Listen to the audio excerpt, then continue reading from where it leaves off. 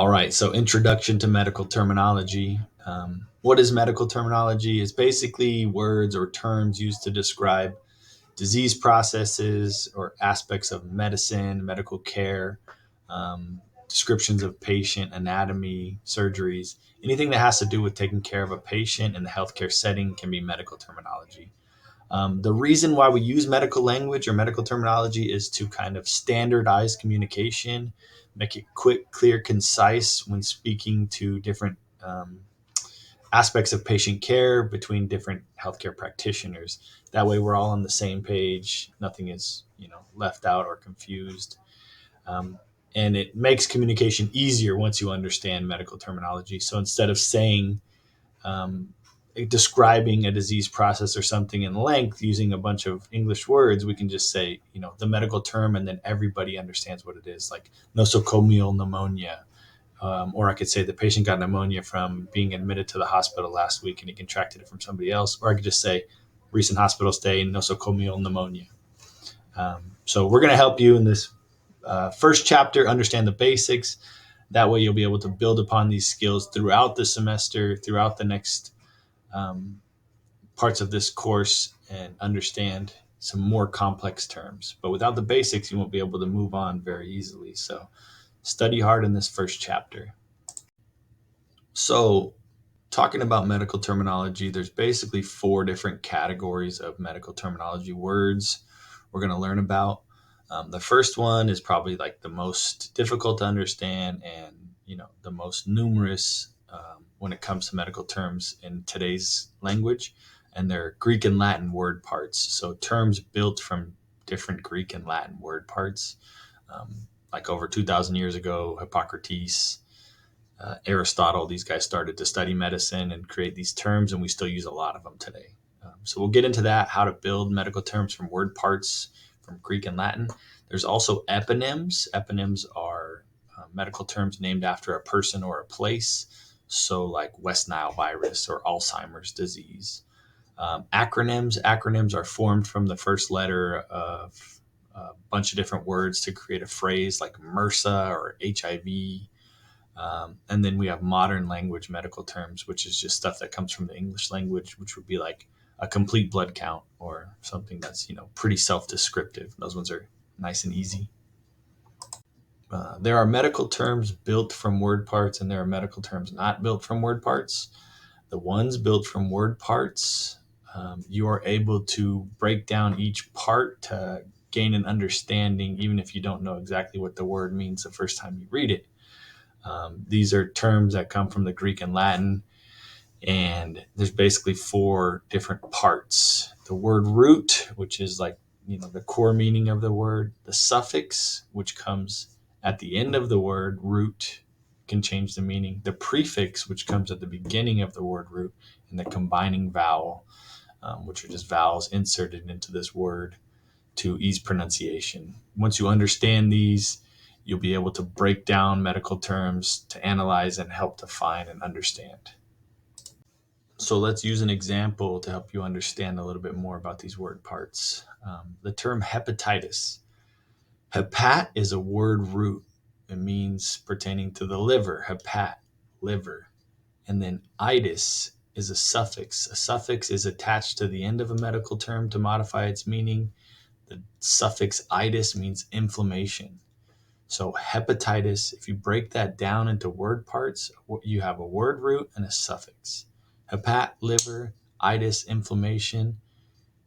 We can, break this word down, analyze and define each term, and understand the whole word now. So we're talking about inflammation of the liver.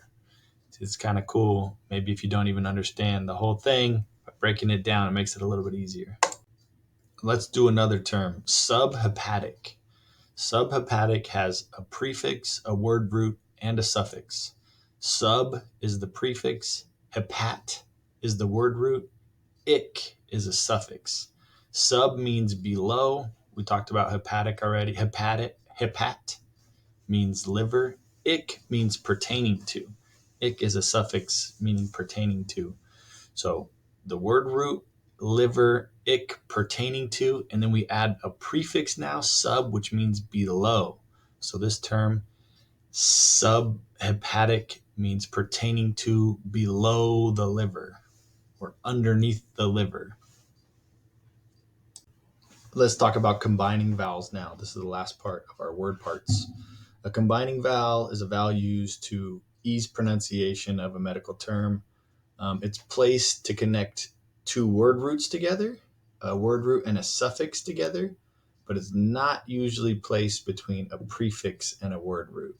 So it is used for two word roots. It is used for a word root and a suffix. It's not used for a prefix and a word root. One example would be osteoarthritis.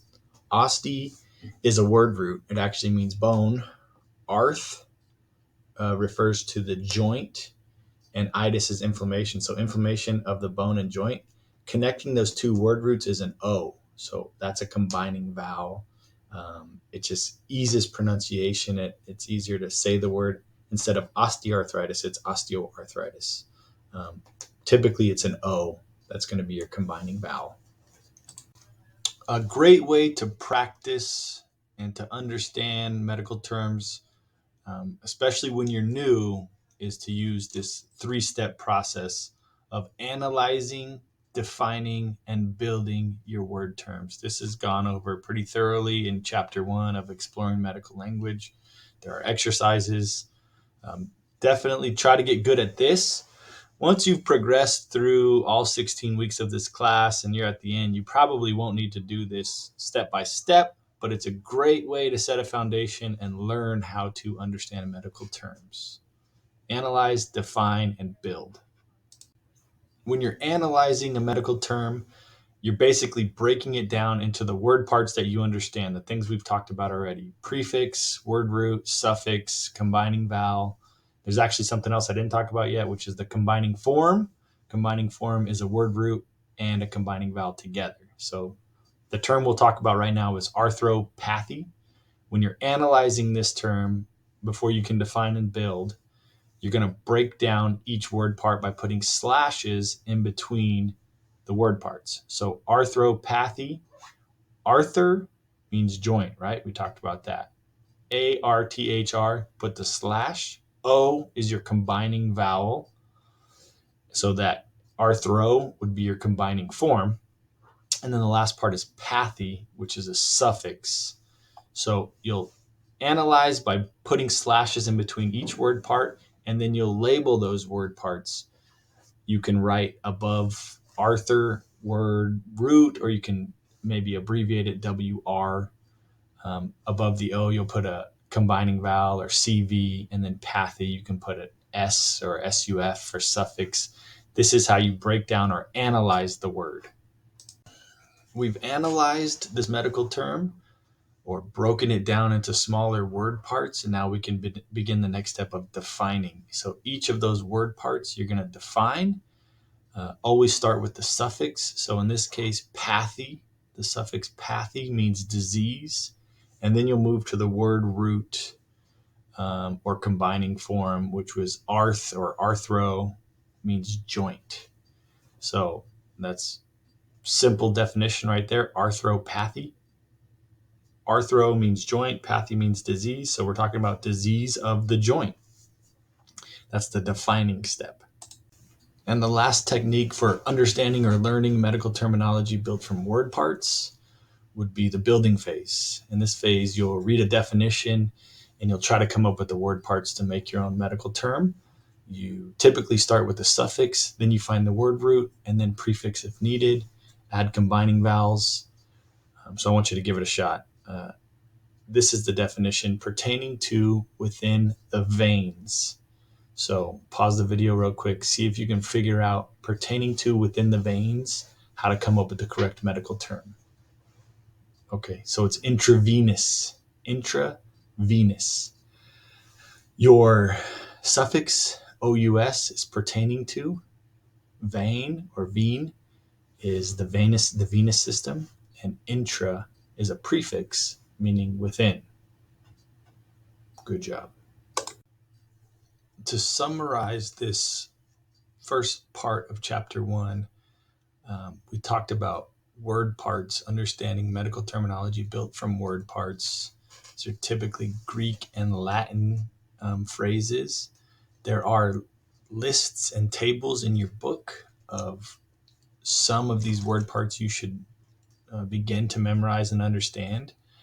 And those include word roots, suffixes, prefixes, and then combining vowels is basically the letter O, when to use it, when not to use it. There are rules that make it a little bit easier to remember, which are in your book, of when to use combining vowels and how to use them.